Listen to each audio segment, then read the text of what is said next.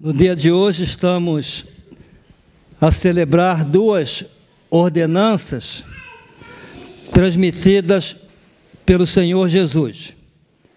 O batismo, que já foi realizado, e a ceia do Senhor, que ainda vamos celebrar. Chamamos de ordenanças porque são ordens transmitidas pelo Senhor Jesus à igreja. Essas duas ordenanças são de caráter simbólico. A ceia do Senhor, cujos elementos simbolizam, respectivamente, o corpo de Jesus, que foi entregue por nós, o pão, e o cálice, que simboliza o sangue de Jesus, derramado na cruz para a nossa salvação. E o batismo simboliza a morte do crente em Cristo, morte para a vida velha, e a sua ressurreição com Cristo para uma vida nova. Por isso dei a essa mensagem o seguinte tema: morte e vida. A morte de Cristo em nosso lugar, representada na ceia do Senhor, e a nova vida do crente em Cristo, simbolizada no batismo.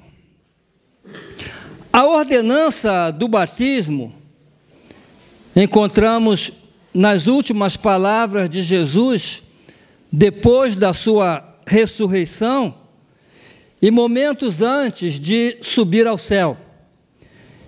Lá em Mateus 28, Jesus diz assim, ou a palavra de Deus diz assim: aproximando-se Jesus dos discípulos, falou-lhes dizendo: foi-me dada toda a autoridade no céu e na terra, portanto, ide fazer discípulos de todas as nações, batizando-os em nome do Pai, do Filho e do Espírito Santo, ensinando-os a observar todas as coisas que eu vos tenho mandado. Então Jesus dá à sua igreja a missão de fazer outros discípulos. A igreja é a reunião de discípulos, e esses discípulos têm a missão de fazerem outros discípulos, outros seguidores de Jesus, que tenham por propósito de vida serem iguais a Jesus. É nisto que consiste o discipulado. Discipulado é formar pessoas para que sejam semelhantes a Cristo. Formar Cristo na pessoa, conforme Paulo dizia aos Gálatas, seus filhos na fé, Gálatas 4:19, meus filhinhos, por quem de novo sinto as dores de parto, até que Cristo seja formado em vós. Até que Cristo seja formado em vós. Essa é a missão que Jesus deu à igreja ao dizer: ide, fazei discípulos. É formar Cristo na pessoa. E ao dar-nos essa missão, Jesus indica qual deve ser o primeiro passo no processo do discipulado. Ele disse: fazei discípulos, como? Batizando-os. É o primeiro passo. É o primeiro passo no discipulado. Fazei discípulos, batizando-os em nome do Pai, do Filho e do Espírito Santo. A pessoa crê, ela é batizada. O primeiro passo no processo do discipulado é o batismo. Às vezes fazem confusão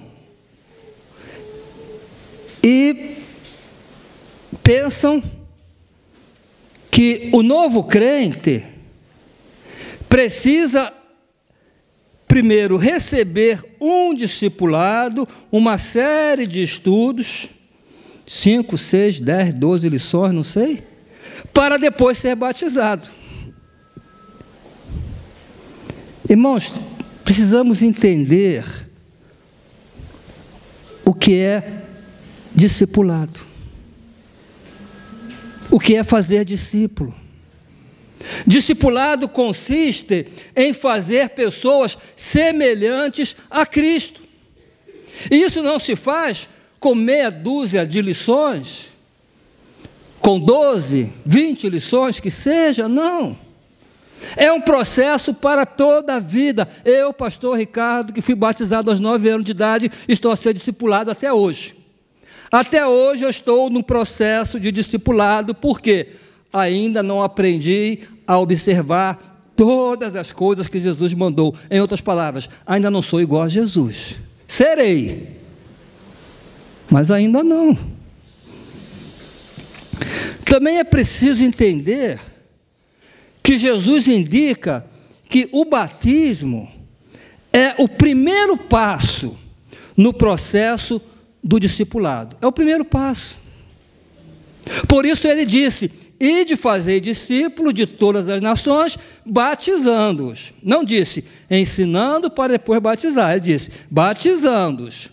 Em nome do Pai, do Filho e do Espírito Santo. Agora ensinando-os a observar todas as coisas que eu vos tenho mandado. Discipulado é para toda a vida. Observe a ordem cronológica nas palavras de Jesus: fazer discípulos, batizando-os e ensinando. O batismo é o primeiro passo no processo do discipulado. Talvez tenhamos aprendido errado, mas é o que está na Bíblia. E a minha função como pastor é ensinar a Bíblia. E nós, como batistas, temos a Bíblia como a nossa única regra de fé e prática, não é nenhum outro manual. O batismo é o primeiro passo no processo do discipulado. E o ensino discipular é para toda a vida, já que o objetivo do discipulado é que a pessoa aprenda a obedecer todas as coisas que Jesus mandou. Sendo o batismo que os irmãos realizaram hoje, agora sim eu posso dizer, irmãos, vocês entraram no processo de discipulado, a partir de agora.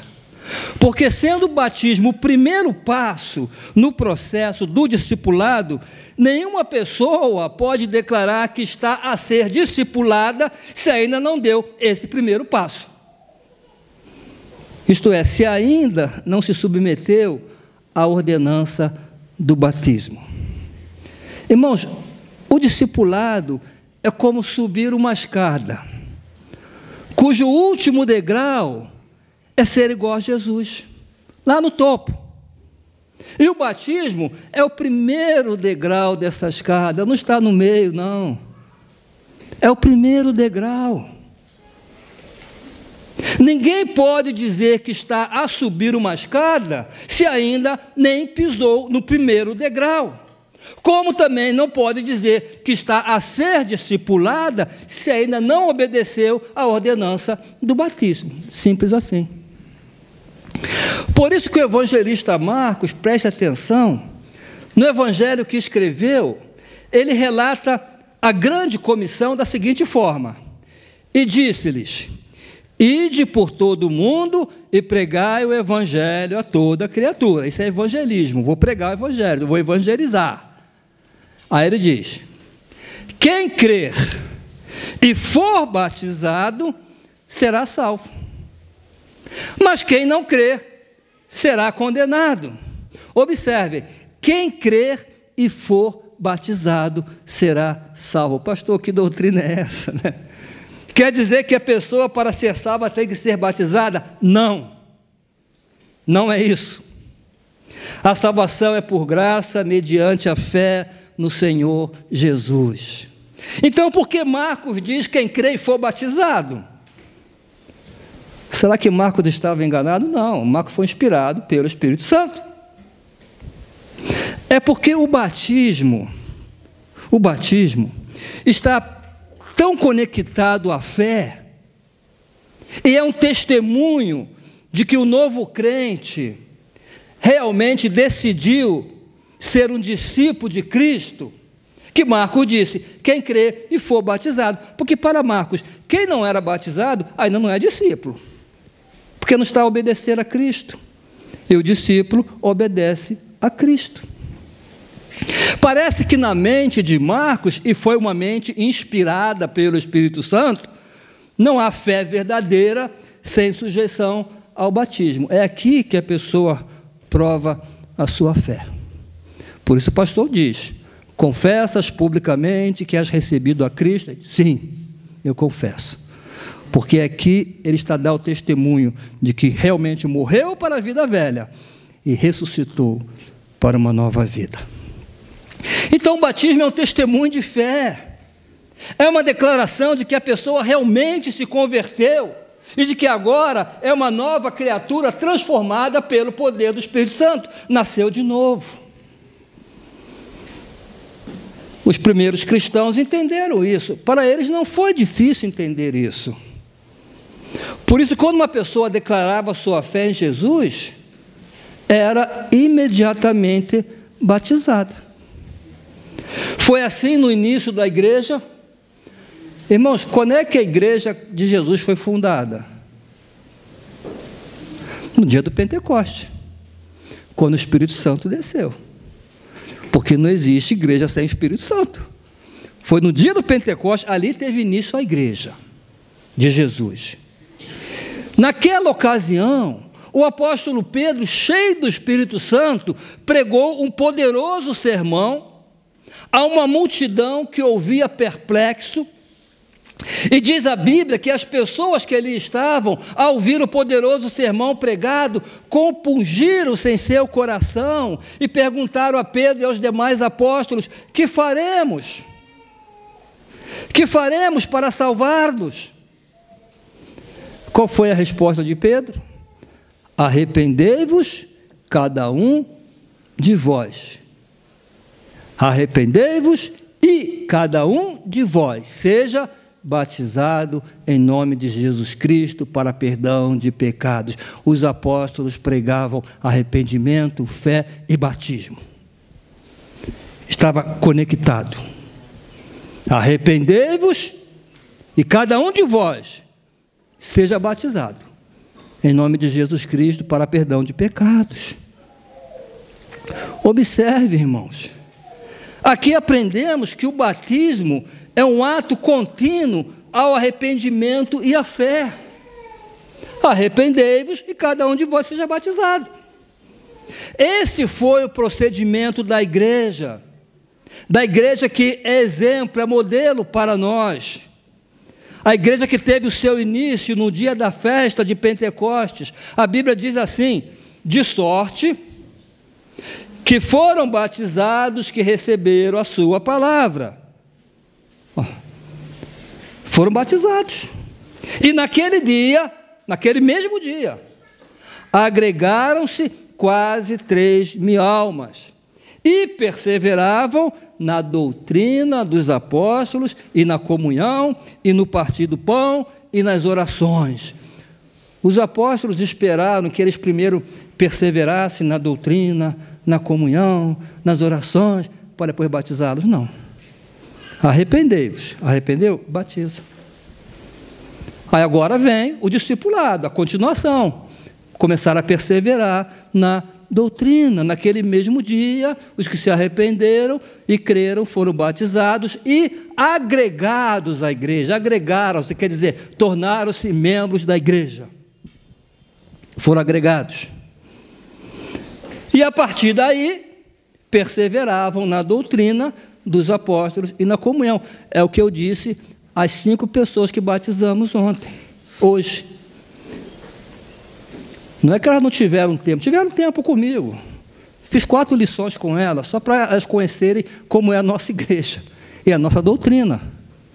Mas não vou dizer que isso é discipulado. Discipulado agora é para toda a vida.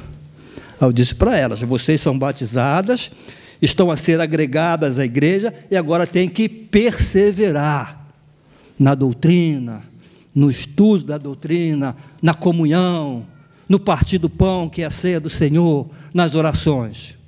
Isso é para a vida inteira. Então observe, irmãos, que primeiro veio a fé, imediatamente após veio o batismo.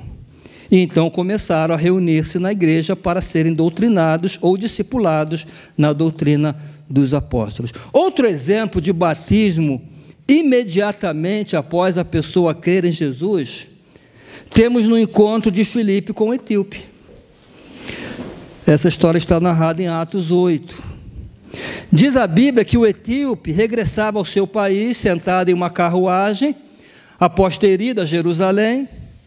O etíope lia uma profecia do profeta Isaías a respeito da morte de Jesus para pagar pelos nossos pecados, só que ele não entendia, ele não sabia de quem o profeta estava a falar. Se era do próprio profeta, se era de outra pessoa. Então o Espírito Santo disse a Filipe que se aproximasse da carruagem do etíope. E Filipe se aproximou e lhe perguntou: entendes o que estás a ler? O etíope respondeu: como poderei entender se alguém não me ensinar? E rogou a Filipe que subisse com ele e se sentasse. E a Bíblia diz que então Filipe, começando pela profecia que o etíope estava a ler, anunciou-lhe a Jesus. E a Bíblia continua a dizer: e indo eles caminhando, chegaram ao lugar onde havia água. Certamente, Filipe deve ter dito a ele: aquele que crê e for batizado será salvo. Falou de batismo para ele. Como é que ele vai querer batizar sem saber de batismo? Então, diz que chegaram a um lugar onde havia água. E disse o eunuco: eis aqui água, que impede que eu seja batizado? E disse Filipe: é lícito se tens um discipulado com o pastor Ricardo. Não. É lícito se crês de todo o coração. E respondendo ele, disse: creio que Jesus Cristo é o Filho de Deus. Ponto, basta. E mandou parar o carro e desceram ambos à água, tanto Filipe como o eunuco. E Filipe o batizou. Observe, irmãos, o etíope desejou batizar-se. E a única condição apresentada por Filipe era a fé em Jesus. É lícito se crês de todo o coração. Outro exemplo, na Bíblia há vários, no Novo Testamento há vários exemplos, não vou falar todos. Mas outro exemplo de batismo imediatamente após a fé e a conversão é o que foi praticado por Paulo na casa do carcereiro de Filipos. Atos 16. Diz a Bíblia que depois de ouvir de Paulo que precisava crer em Jesus para se salvar, o carcereiro levou Paulo à sua casa para que falasse de Jesus a toda a sua família. E diz a Bíblia que o carcereiro e toda a sua família creram em Jesus, e naquela mesma noite, imediatamente após crerem, Paulo batizou o carcereiro e todos os seus. Ele já havia batizado antes uma mulher chamada Lídia, e ali começou a igreja em Filipos. Esse era o entendimento dos primeiros cristãos. Este é o princípio ensinado pelos apóstolos. Imediatamente após a pessoa crer, deve ser batizada. E dessa forma, então, começa o seu processo de discipulado, que é para toda a vida. Por isso não batizamos bebês, porque a pessoa tem que crer, tem que ter consciência. Um bebê não tem a capacidade de crer. A palavra batismo tem origem numa palavra grega que significa imergir, submergir, mergulhar. Por isso que batismo, para ser verdadeiro, real, tem que ser por imersão. É o batismo que praticamos e não por aspersão, que é simplesmente jogar água na cabeça. O batismo por imersão é o que melhor retrata a morte, o sepultamento e a ressurreição, já que esse é o significado do batismo. O crente, quando obedece à ordenança do batismo, está a declarar que morreu com Cristo para a vida antiga, e com Cristo foi sepultado, e com ele ressuscitou para uma vida nova. Paulo diz isso lá em Romanos 6,4, porque fomos sepultados com ele na morte por meio do batismo, com o propósito de que, assim como Cristo foi ressuscitado dos mortos, mediante a glória do Pai, também nós vivamos uma nova vida. Uma nova vida. Então, o batismo é a primeira ordenança que procuramos seguir. A segunda ordenança é a ceia do Senhor, que estaremos a celebrar dentro de alguns instantes. A ceia do Senhor foi instituída pelo Senhor Jesus na noite em que ele foi traído. Ele estava reunido com seus discípulos para celebrar a Páscoa judaica. Então, ele se utilizou dos dois elementos da Páscoa, o pão e o vinho. E diz a Bíblia que Jesus tomou o pão, o partiu, entregou aos seus discípulos e disse: tomai e comei. Isto é o meu corpo, ou representa o meu corpo, que é dado em favor de vós. Porque não vamos, irmãos, interpretar a Bíblia literalmente nesse caso aqui. Na Bíblia há metáforas e devemos aprender a estudar a Bíblia. Eu pensei um dia na escola dominical, eu vou dar uma aula aqui para os irmãos de hermenêutica sagrada, como interpretar a Bíblia. Alguns interpretam errado, acham que o pão, depois que o sacerdote abençoa, se transforma no corpo de Cristo. Não. Ele falou, isto é o meu corpo, simboliza o meu corpo. Usou uma metáfora. Jesus disse, eu sou a porta. Ninguém vai pensar em Jesus como uma porta, literalmente, né? É metáfora. Então ele disse, representa o meu corpo que é dado por vós. Faze isto em memória de mim.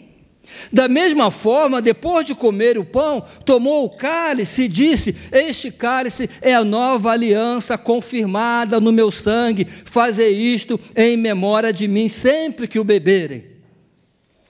Então a celebração da ceia do Senhor é um memorial. Isto é, deve ser feita em memória de Jesus, que entregou o seu corpo e derramou o seu sangue na cruz em favor de nós, a fim de pagar pelos nossos pecados. Lá na cruz, Jesus assumiu a nossa culpa e sofreu a nossa condenação. Por isso a Bíblia diz que agora nenhuma condenação há para os que estão em Cristo Jesus. Romanos capítulo 8, versículo 1. Agora nenhuma condenação há para os que estão em Cristo Jesus. Em outras palavras, todos os que creem em Jesus e o aceitam como Salvador, já não precisam mais pagar pelos seus pecados, porque lá na cruz, Jesus já pagou. E dessa forma se cumpriu o que a Bíblia afirma em João 3,16, porque Deus amou o mundo de tal maneira que deu o seu Filho unigênito para que todo aquele que nele crê não pereça, mas tenha vida eterna. Então, quando celebramos a ceia, estamos a anunciar que Jesus morreu na cruz pelos nossos pecados e que o aceitamos como nosso Salvador.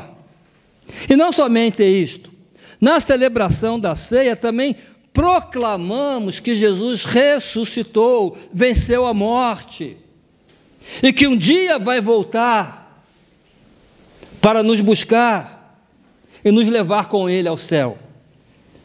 Na primeira carta aos Coríntios, capítulo 11, versículo 26, Paulo dá ali instruções sobre a ceia, e ele diz assim, porque todas as vezes que comerdes deste pão e beberdes do cálice, estareis anunciando a morte do Senhor, é o que fazemos na ceia, até que Ele venha.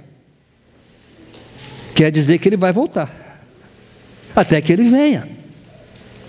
Isso quer dizer que ele vai voltar, Jesus vai voltar para levar os crentes com ele, conforme o próprio Jesus prometeu, lá em João capítulo 14, versículo 3.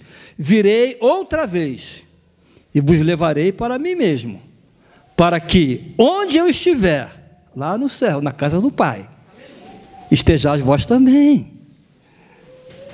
Então, isso é o que anunciamos quando celebramos essa segunda ordenança deixada pelo Senhor Jesus. Ao celebrar a ceia do Senhor, estamos a anunciar que Jesus morreu pelos nossos pecados, mas que ressuscitou, subiu ao céu e um dia voltará para nos buscar. Quem deve celebrar a ceia do Senhor? Quem deve? Ou quem pode? Todo crente que já obedeceu à primeira ordenança deixada por Jesus. Aquele que já creu e foi batizado. A Bíblia diz: todo aquele que crê e for batizado será salvo. Disso podemos concluir que todo aquele que crê e for batizado poderá sentar-se na mesa do Senhor para celebrar a ceia do Senhor. Isso é o que faremos agora, e como pastor dessa igreja, eu quero convidar a todos que já confiaram em Jesus para a sua salvação, e que foram batizados por imersão, como testemunho da sua fé e em obediência a Jesus, a participar conosco desta segunda ordenança, que é a ceia do Senhor. Esse é um outro problema para quem diz que já aceitou Jesus, mas não se batiza. Não pode sentar na mesa do Senhor, não pode celebrar a ceia do Senhor, que pena. Se já recebeste a Cristo como teu Senhor e Salvador, precisas batizar-te. Esse é o primeiro processo, ou melhor, é o primeiro degrau no processo do discipulado. Aí poderás sentar na mesa do Senhor para comer a ceia do Senhor. Amém?